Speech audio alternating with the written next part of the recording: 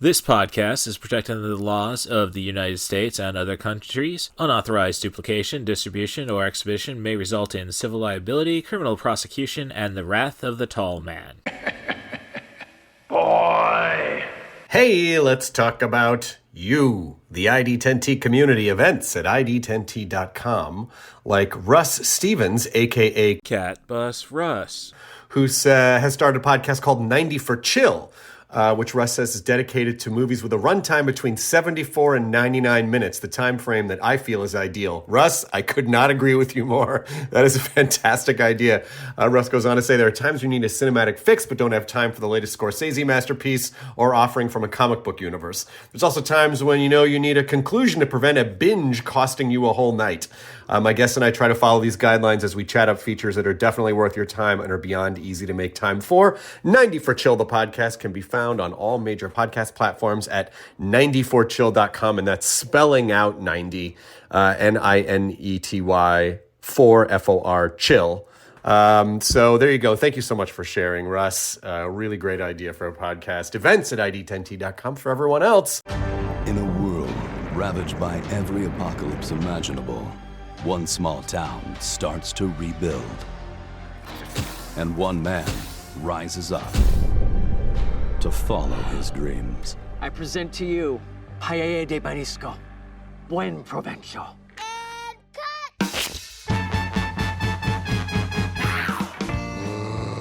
It's the end of the world and I still can't get anyone to come see the show. Food matters, Gray. Staying alive matters, and we're not gonna do that with your fancy little mini burritos. It's called a taquito. We got something exciting, something revolutionary. You uploaded your show to the internet?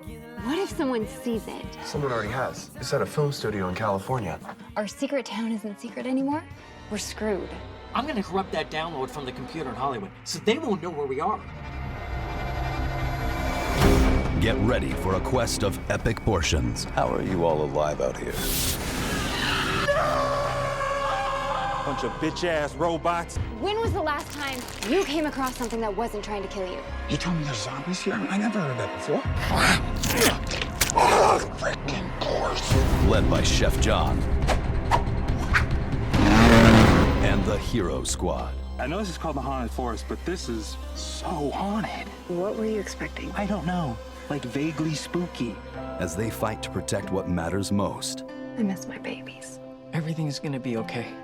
My red and white pants saws. What did I ever do to deserve such a friendship? You pulled my camper out of the river single-handedly when Yellowstone blew. All of you are so special. Don't forget important. That makes you beautiful. Well, we got a feisty one. I like that. Marauders! Let's earn that Taco Tuesday.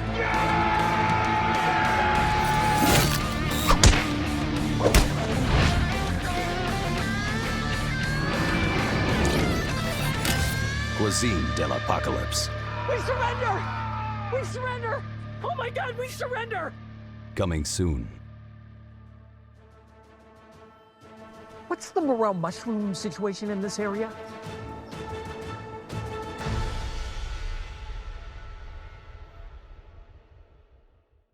Happy Thanksgiving and welcome to this week's episode of I Did Crazy Flicks with Cat Bus Russ. I am your host, Cat Bus Russ, and being a holiday based around food for the most part, in my opinion, yes, what do we have to be thankful for? And I guess the feature we'll be discussing kind of addresses everything when I stop and think about it. The film is Cuisine de l'Apocalypse, directed by Kyle Weingart, and I was given the privilege to interview Kyle in regards to this fun feature. We get to talk about working with some named actors for the first time, the entire Montana film scene that he's trying to help raise, and just other attempts of me picking his brain, perhaps trying to figure out how to get my movies into fruition, but I digress. So we'll get on to that conversation shortly. Let me just get through the formalities. If you'd like to help the podcast out, there's many ways to do so. First off, rate and subscribe on your favorite podcast app, 5 stars preferably. Be as honest as you'd like to be in the comments. It helps me learn, and I appreciate that very much. You can also become a Patreon member. That's patreon.com/idigcrazyflicks. Right now, all I'm looking for is $3 a month. $3 a month, you'll get a waterproof sticker that I happen to put on all my water bottles at work. Got to get the word out, you know? You get access to the original 90forchill.com, the podcast feed, and you get a shout out on every episode as long as you're a subscriber. So let me thank Tim Bates. You can find him on the podcast feed. He's on episodes about 1989's Bloodsport in Space called Arena and the horror comedy classic Night of the Demons.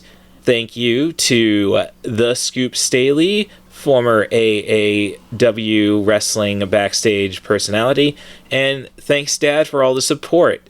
It's Thanksgiving. I guess I should be thanking a lot more people, but I got a price for that, I suppose. Thank you very much, everybody, for just taking the time to give this a listen. But the best way to help my podcast out is to be a guest on the show. To do that, all you need to do is come up with a movie, a director, a theme, an actor, and just focus on movies that can't really happen in this reality, I suppose. Or something just too crazy to comprehend, dare I say, like a John Wick universe. I suppose there could be a gang of assassins, but I highly doubt it. But if you have something a little more down to earth, as long as it's between 70 and 100 minutes, I'll be happy to talk about it. Just send an email to russthebus07@gmail.com. That's RUSSTHEBUS07@gmail.com.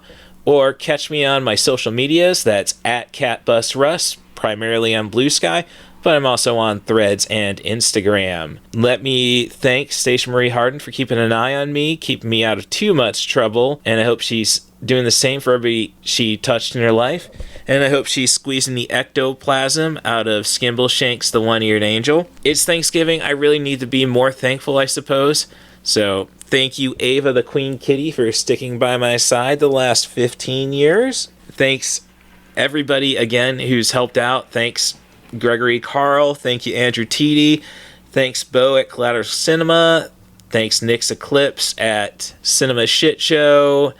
The girls at B3 Podcast, Dre from Tattoo Squid. Thanks for making 90 for Chill, the podcast, and eventually I Dig Crazy Flicks a success. Thanks again for listening, and I hope you enjoy this interview with Kyle Weingart as we dig in to Cuisine de l'Apocalypse. Little Hand says it's time to rock and roll. Bring the noise.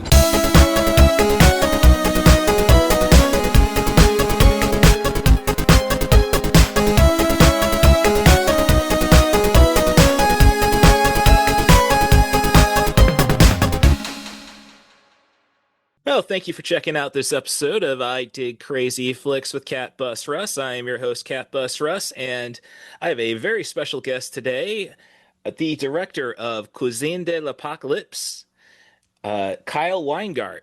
How are we doing, Kyle? Doing good, man. How you doing? I'm doing well. So this is a fun little flick. Definitely qualifies for the craziness. Yeah, for sure. I'm just going to basically say it's a story about a man seeking fame as a chef in a world where all the apocalypse have occurred. Nailed it. Yeah. All right. So obviously, first question is, how did we come up with this idea? A lot of brainstorming. And then one of the big things is I like garage sailing. We went garage sailing, found a surplus of MREs. And then we're like, me and the Nilo Butler, who plays Lando in the film, we're just kind of brainstorming, what can we do with these?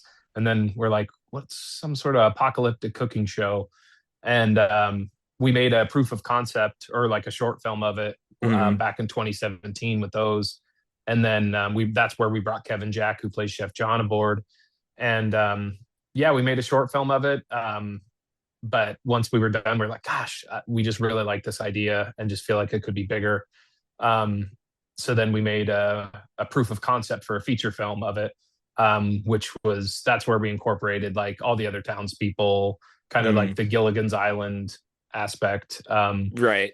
And then just kind of all the apocalypses too. In the original version, it was a disease that took over, and that was before COVID. And there's a line in the short film that's like, remember the 2-week in-home or mandatory in sorry, it's hard to say, and it's funny because in the short film we kept slipping up on this line too, but mandatory in-home 2-week quarantine.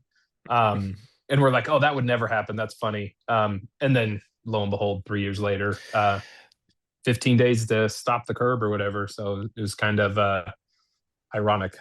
Oh yeah, no, that's definitely the times we are living in right now. Sure. And honestly, the concept of zombies and solar powered robots to combat the zombies, honestly seems a little too president.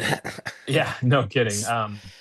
Yeah, it's funny how so many of the ideas we came up with before, they were so prevalent, and then they've kind of became like the AI bit wasn't.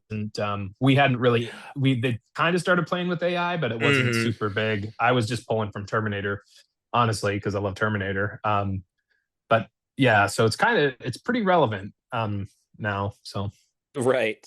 So that's, great portion of the charm, definitely. So just going through the filmography of yours and such. I see you work with your wife a bit, I believe.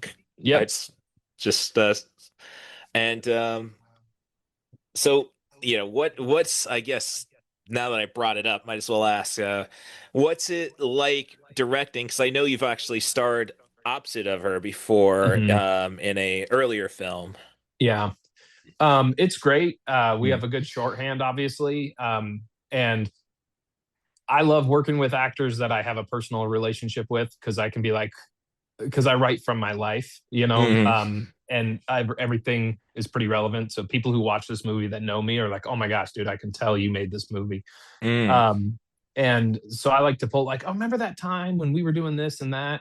That's what's going on here in this film, or, in this scene. So I can pull from little moments that we've had together. And also I know her better than anybody in the world. So I kind of know where her emotions sit. And when she's either given me a little too much of something or not enough of something, I can really call it out in a nice way. I hope. She might tell you different. But yeah, it's a one of a kind thing. But I couldn't do any of it without her. She helped produce Cuisine. She got us our film grant, which was our first bit of money into the film. And she's just been a driving force of it. So, and even when I was writing the script, she was like unofficially my assistant writer. Like all the ideas and stuff we would kind of workshop together. She would challenge me on ideas, and yeah, so she was a very integral part to making this happen. Yeah, couldn't have done it without her. Well, couldn't ask for, definitely could not ask for a better person to work with, from the sounds of it, which goes back to the idea of having somebody to shoot off ideas with. Kind of getting to what I'm trying to get to is that I have written some screenplays. Nice. So 20s was professional wrestling, 30s was screenplays, and now it's podcasting in my 40s. Rock and roll. And as you say, it's very much based, a lot of the stuff is just based on our own personal experiences, which I started with indie style documents about my wrestling, and then went on to after seeing a bunch of low budget zombie movies and such, I decided, okay, I could definitely try to possibly make that in a weekend or something like that. Needless to say, though, it's all interior stuff. So my question is, how do you come up with a great antagonist? Because how much was it you, and how much was it the really thing that drew my attention? Because like Kevin Sorbo, great working actor, I'll say that, but Natasha Leggero, Yeah. I'm just a big stand-up fan. Oh, So, sure, yeah. how much was it her that brought it to life, and how much was it just being written, I suppose? She did a really good job of taking the words that I wrote. Mm-hmm. I don't know how to say that. And really saying them and bringing them to another level. Like she didn't change the script very much, but All right. she had a very hard job. She had Princess Leia's job in Star Wars, where she had to like get out all this technical mumbo jumbo, like to make the story make sense. And she was so good at doing that and not just sounding like she was throwing out, mumbo jumbo. But she was a pro. We were 2 weeks into production when she accepted the role, so we had kind of a backup choice who was extremely talented, but we were just looking for a name. And when Natasha got brought up, I was like, yeah, let's try to get Natasha, sure. Of course. And then I did not think it was going to happen. And then she accepted and came out to Montana for a couple days. Yeah, we only had her for a couple days. And when I wrote Sweet Melissa's character, I mean, it's right in her name, like she's sweet. So like she's always saying, "Oh, hun," and "sweetie," and that kind of. She's like your mom, And Natasha just did such a good job of feeling all those moments, and feeling exactly what I was going for. But then she would riff with the cast and stuff. We had a pretty. I'm not extremely like, oh, you have to read my exact words. Right. I'm pretty loose with that kind of stuff. Well, you don't hire a great stand-up and expect them to be right. held. So, I mean, when we were we only had, like I said, we only had her for 2 days. So a lot of it on set was her, it was kind of technical stuff. So not just in the details of what she was saying, but a lot of what she was saying was also, she was on a psych wall, and we had to be like, okay, this is what's going on the outside world. The eye line's over here, that kind of stuff. So it was kind of technical. So she was, and she did an awesome job. She kind of understood it, and I was a little nervous to see how it all cut in, but it all felt pretty organic to me. And she, didn't play with it a whole lot on the day, but then when we were doing ADR sessions, there was a couple lines where I'm like, hey, this is what I'm thinking, and then she was like, well, what if I say this instead? And I'm like, oh, yeah, go for it, great. And that's this ADR we ended up using was the stuff that she kind of riffed, which wasn't a whole lot. Like I said, she did a lot of great stuff on set, but she was just a blast to work with, was very courteous. And I mean, we're just a bunch of I don't know, for lack of a better word, rednecks from Montana, like we're making this movie.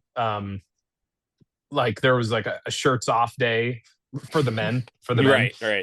Where everybody's just walking around with their shirt off. It was like that kind of set where it was actually Natasha described it. She feels like I'm hanging out with a 90s rock band here, because we're just all a bunch of friends, but she came out and she didn't like think that she was too good to be there. I don't know a better way to say that, which was kind of nice, because you get, as a not first time director, but the first time working with name talent like that, you kind of get a little bit of imposter syndrome, and you're like, am I able to do this? And then her, Kevin Sorbo, and Emilio Rivera were all so awesome to work with. Not any of them came out with anything but respect and ideas, and they really didn't question this crazy world as much as I thought they were gonna. They didn't like roll their eyes like, okay, I'm a big giant robot. I mean, like I'm telling Natasha, I'm like, okay, now's where the robot slams the TV on the head and you evolve into this big giant robot. And she's like, okay. So then I look over here and I'm like, yeah. And then she's a big giant robot in her world. And it was just kind of cool to see them all just dive right in.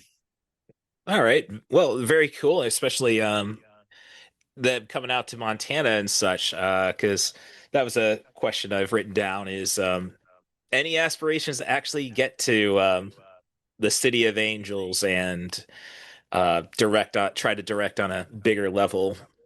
I spent a few years there right after college, doing like PA work and stuff like that. It's a beautiful place, a lot of wonderful people. But Montana's home, and we have a pretty blossoming film industry here. And I think if there was any time in like our nation's history to make something happen in Montana is now.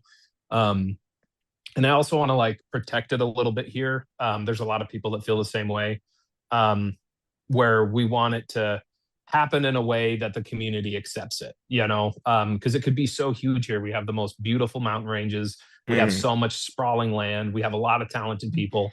And if we do it in the right way, the community will accept it. And if you do it in the wrong way and you come in and kind of just say, and not hire anybody local, you just kind of come in and be like, okay, we're here now. That's our restaurant. I'm not going to mention the show's name, but there's a big show that came to Montana and filmed and kind of set people off and kind of wanted to push film out of Montana. And I totally get it, because it kind of left a sour taste in a lot of people's mouth. But there's a right way to do things, and I want to do it here, and kind of make it happen here. Not as big as in LA, but now granted, if I got the offer to come down to LA and direct something big, there's a few things that I've always dreamed of directing. Well, I guess Disney owns it now, but like if LucasArts, they made that game back in the day, Zombies Ate My Neighbors. Okay. I've always wanted to adapt that into a feature film. And if I had that opportunity, or I always used to want to direct a Star Wars movie. Not so much anymore. But same with Avengers and all the Marvel stuff. I used to be really into that. Those kind of opportunities I would take, of course, but home base is always Montana, and that's what I really want to grow is here.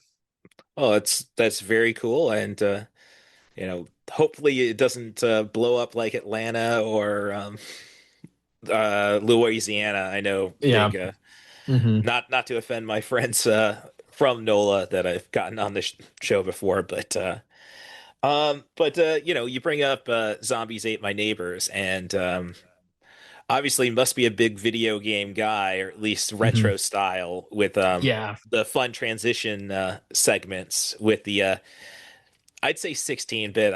I always hate the assumption of 8-bit. I understand. I had, believe me, talking with everybody on the post team, I'd call it 16-bit. They're like, and they started referring it to as 8-bit. And I'm like, but it's more 16. This is more Super Nintendo. This isn't NES. But I mean, even the sprites were designed based off of Chrono Trigger. Okay, so, I was going to go something Squaresoft. Yes. Yeah, 100%. I mean, Andy, the Andy robot sprite, he's Chrono. I just literally took the sprite sheet and altered colors and then altered hair, of course, and altered wardrobe, but all of his movements are directly from that video game. Same with Laura, she's from Chrono Trigger as well. All right, let's see. So with all the apocalypses, the 8-bit, the 16-bit segments. You ever thought at any point you were going a little overly ambitious? Because I mean, we have quite the finale in this feature, and for me, a guy who started this podcast dedicated solely to movies between 70 and 100 minutes, it's like seeing something of, I'm not saying low budget, it's just very interesting what you. I understand, but I'm not saying Z budget or sure. But no, it's technically low budget. But we, it was the biggest budget we'd ever worked with. But honestly, before I had written the script, I talked to our VFX artist, our supervisor, and we were just kind of friends at that point. I'm like, well, what all can we do? And he was like, well, if you get me this and this on set, I can do this and this. And he feels the same way I do. He wants to see it grow here. And I was just kind of like, well, let's just make this the biggest movie we can. And that'll be part of its charm, is that it's the biggest little movie that's kind of ever existed, is kind of what we were going for. For better or worse, there's some sequences that I'm fully in love with. And I'm just like, oh, I'm so glad it turned out this way. But then there's others that I'm like, man, I wish we would have had this and this to make this done the right way. But all in all, the story's told, you know. Mm-hmm. Oh, I mean, and it's honestly a pretty wholesome story for the most part. We don't Mhm. really have any chance of love interest or anything like that. And language is pretty tame, all things Mhm. considered.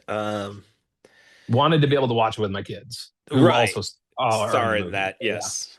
Um, so so what I guess what ideas do we have coming up for future features, or if is that a little too invasive a question? No, totally. So we really want to do either a TV series or a sequel out of this. The TV series makes a lot of sense. We'd like to go into like a 30-minute or 22-minute, I guess, Right. sitcom style where it's kind of like Home Improvement, where every episode is based around an episode of the show, and Hmm. each recipe that Chef John would be making in that show would have like for example, I use the example chili, like it always tastes better the second day. Some things are better with time. So that episode would be cut into like adventures in the town of New Missoula, where they learn the lesson that some things are just better with time. Like, so there'll be the recipe would represent what the town's battling, so I don't know. That's kind of where we want to go. Zuzu actually also wrote a feature length script that we got a film grant for that we're going to be shooting a year from now, called Counting to 1,000. It's about two grown women doing a bucket list of things to do before you turn 10, written by a 9-year-old. So it's kind of like a recoming of age story. It's a really beautiful script and it's a lot of fun. So that's the next one, from 99 Productions that we'll be able to, get some names in and stuff like that. Right. All right. Okay. Sorry, it really, the podcast is more just me and my friends BSing about a movie in its entirety and such. And obviously, we Sure. don't want to get into spoilers with this, Sure. Yeah. since it's currently available on Amazon Prime, Yep. very reasonably priced. Because I'm not Yeah. I really dislike renting stuff. Like if the Mhm. price point is, I don't want this 30-day handicap. I'll just, Yeah, and some of them are like $20 for yeah, some of the newer movies, and I'm just like, yeah, I'm not doing that. Especially mm, because I feel like most of the new movies, I just end up being disappointed with. I don't know. Nothing has really like kept me in my seat, in a long time, that I've rented or watched recently. We watch a mm, lot of classic movies, stuff from the '90s, in our house, anyways. mm.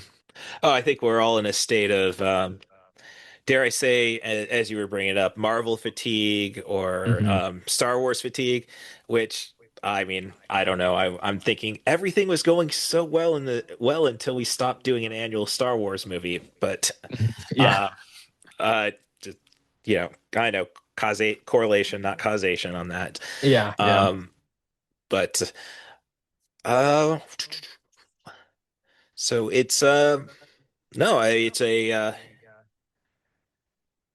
yeah. Sorry. No, you're good. Hmm. Yeah, I guess a couple things about it. I'll just plug real quick. All right. Um, so it was definitely a movie we made to try to give the younger generations a feeling of what it was like to watch a new movie in the '90s. Okay. Where in the '90s there was all original ideas. Nothing was derivative, even though so much of cuisine is derivative of stuff I love, but the overall Well, idea is unique. that's it's an homage in a sense. Mhm. And I guess finally got myself back to the question: do we watch a lot of Iron Chef for that Uh, inspiration? I love Iron Chef. I love Mm, Chopped. mm. I like Master Chef. Yeah, cooking shows are my jam. So I've yeah, just always thought that it would be um yeah, I don't know, a hero chef. I mean, how many hero chefs are there out there in cinema? I can't really think of some. People, I talked with some people about The Bear and stuff like that. It's like, yeah, but he's a chef.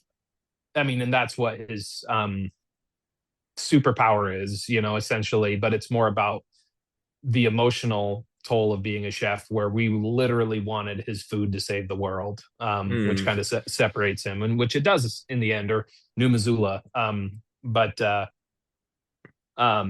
that was an interesting, because we thought of like what we wanted the story to do before we wrote it. So like okay, the food needs to save the world, and it needs to be in his cooking show, that because I'm big on outlining everything, so I know what I'm writing. Otherwise, I'll wander forever.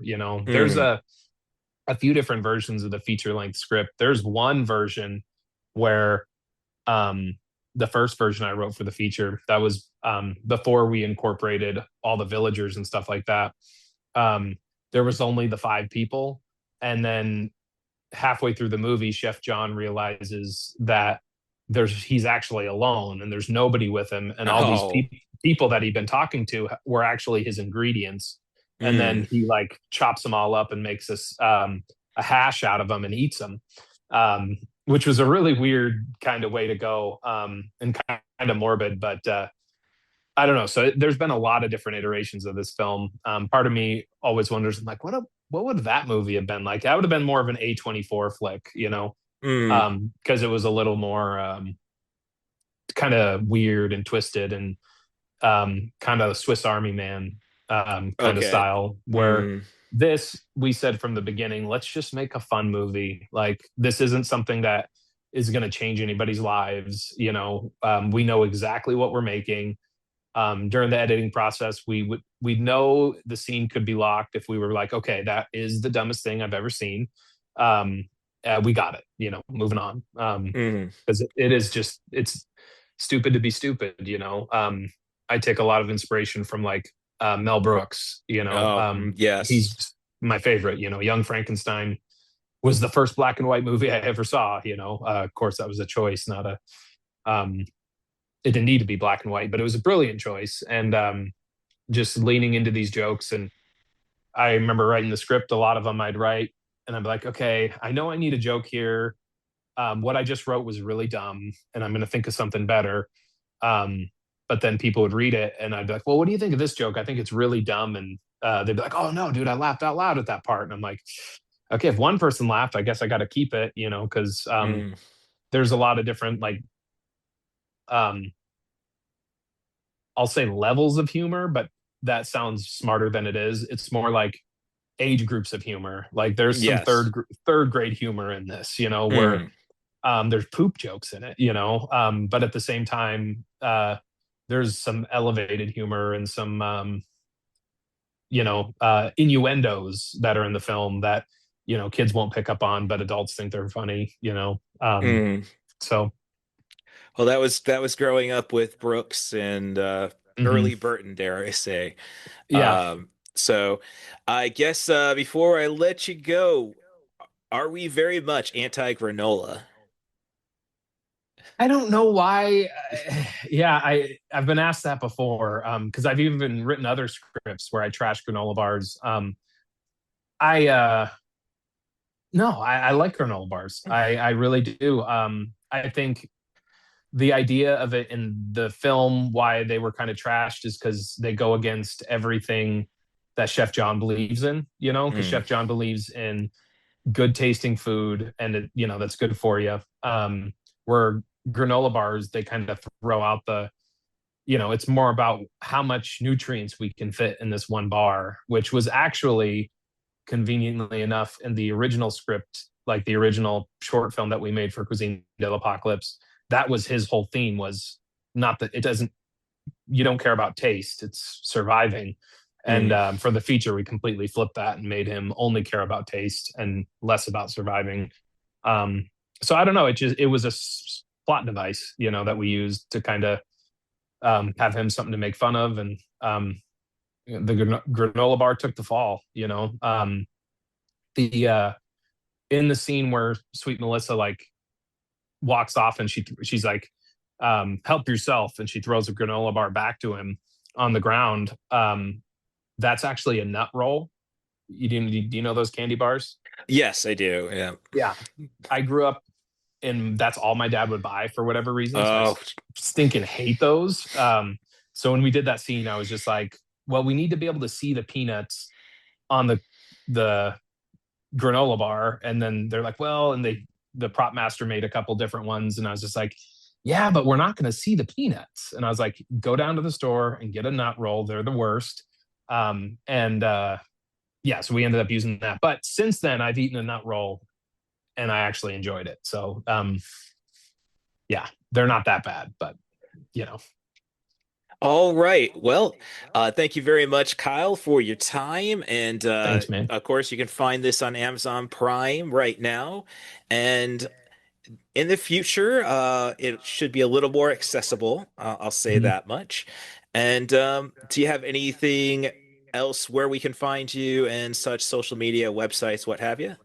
Yeah, so check out our at Cuisine de l'Apocalypse on Facebook, Instagram, Twitter, actually TikTok as well. We have some unique content that we put on TikTok that's specific to TikTok. It's Chef John and his camper. It's kind of inspirational stuff. But there's none of the stuff that's on TikTok is in the movie. So it's kind of extra content, you know. Well, lots of fun to be had then. So yep, totally. Oh, all right. Well, thank you very much again, Kyle. And maybe I'm due a rewatch already. Yeah, give it most people say it's better the second and third time. I even had a guy tell me it was better the seventh time. So I was like, dude, you watched that 7 times? But yeah. All right. All right, man. Well, have a good day. You too. Bye. Thanks. Bye. Can I hear a wahoo? This podcast was made possible by the love and support of Dave and Cindy Stevens, Rory Stevens and Allison Higgins, Danny Daniels, and Stephanie Smith. Long live Flash! You've saved your ass. Have a nice day.